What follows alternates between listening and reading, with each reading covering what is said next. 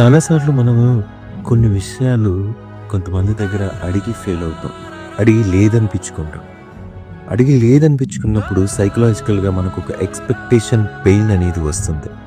కానీ నిజానికి వాళ్ళను అడిగినప్పుడు వాళ్ళలో ఉన్న పరిస్థితులు ఏంటో మనకు తెలీదు. వాళ్ళు ఏ పరిస్థితుల్లో అందుకు అలా బిహేవ్ చేశారో మనకు తెలీదు. కానీ డిఫెన్స్ మెకానిజం కింద అంటే ఇలాంటి పరిస్థితులు మనకు ఎదురైనప్పుడు మనం ఏమనుకోవాలంటే ఒక్క విషయం చెప్తాను, జాగ్రత్తగా వినండి.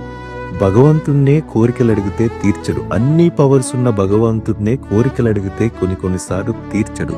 అట్లాంటిది ఒక మనిషి, మామూలు మనిషి మనం అడిగింది తీర్చేంత అవకాశం వాళ్ళకు ఉండొచ్చు, ఉండకపోవచ్చు.